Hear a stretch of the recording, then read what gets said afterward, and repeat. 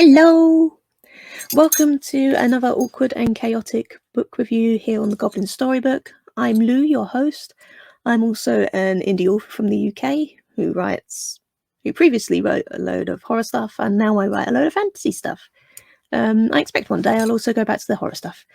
Anyway, today we're going to be talking about the Redeemed, point in the right direction, Lee, by Catrin Russell. I read this as part of the Indie Fantasy Addicts Summer Challenge, which is why that's there.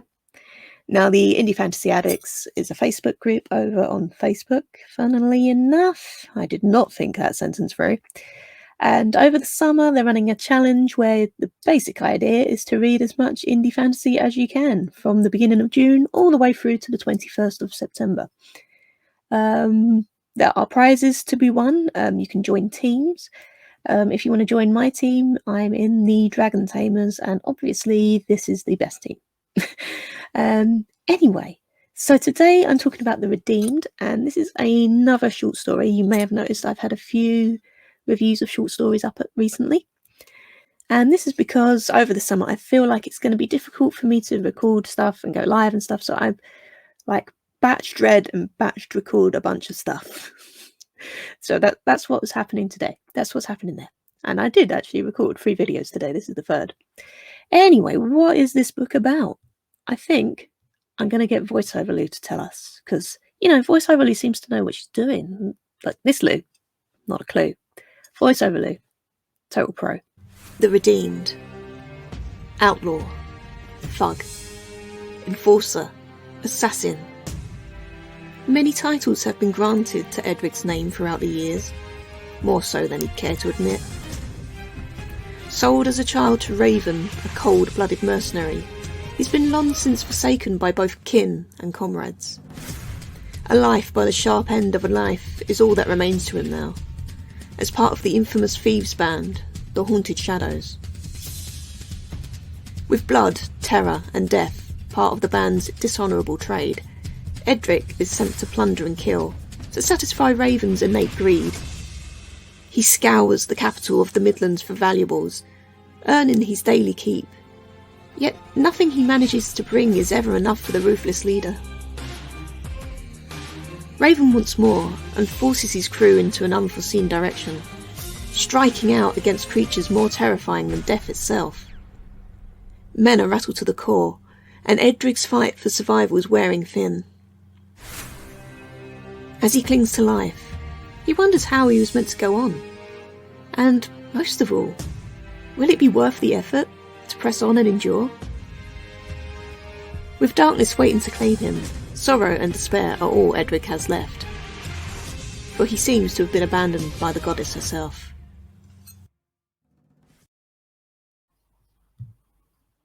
Thank you, VoiceOver Lou. So what's it about? As you might have guessed from that and from the title itself, it is a story of redemption. And we follow Edric, who is a young thief / assassin / bit of a naughty boy. At a young age, he was sold to this guy called Raven, who's a very bad man. And yeah, he just falls into this life of crime because he knows no different. This is set in the same world as Righteous Dawn, which I reviewed previously on this channel. And while we don't follow the same set of characters, this is very clearly the same world. There are demons here, and they do feature. What I liked. Oh, wow. Yes. The previous story that I read, Righteous Dawn, I really enjoyed it. I did. I thought it was awesome. I thought, oh, okay, Catrin Russell's going to be one of my new favourite authors. Then I read this, and it's like she just took it up a notch, Righteous Dawn was good. This was better. But I feel like both books are worth reading, obviously. Just as in Righteous Dawn, we've got demons here again. They don't play as big of a part of the story. They are a big part of the story, but they're not like the front and center. This is more of a character study, I feel, rather than explaining what the world is like. This is just focused on the characters, and especially Edric.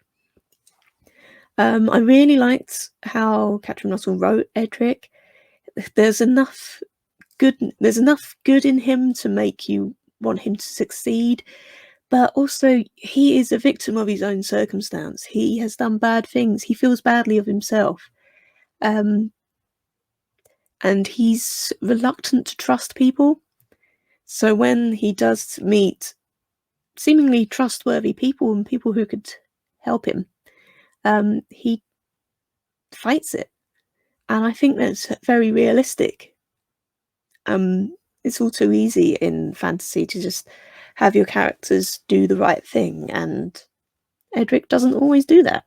And that's really good, especially in such a short story. We get such an insight into his character.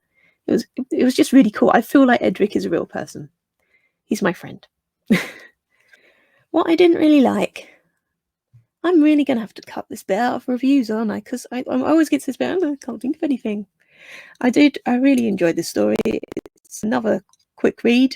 I'm looking forward to digging into some of Catrin Russell's novels, which I possibly will have done, but by the time I put this online, maybe I would have even reviewed them. That would be weird. But yeah, I can't think of anything at the moment that I didn't really like. I mean, everything was there that I wanted to be there. The world felt real. There was like good descriptions. When they were in the inn, it was like I could almost smell the inn. You know, you can almost smell the stale ale and the food and stuff. And yeah, the characters felt real. The situation, even though it was completely extraordinary, is like not going to happen to me in my real life, but it felt real. And yes, so what didn't I like? I don't know. I'm rubbish, I don't know. So, final thoughts. Wow, I loved it. Those are my final thoughts. I loved it. I'm going to read more from Catrin Russell. Both for the Indie Fantasy Addict Summer Challenge and beyond. I'm a fan now. I'm planning to read everything she's ever written. So thank you, Catrin Russell, for a wonderful story. And yes, thank you for letting me into your world. I loved it. Now, before I go, I've mentioned the Indie Fantasy Addict Summer Challenge, and I'm going to mention it one more time.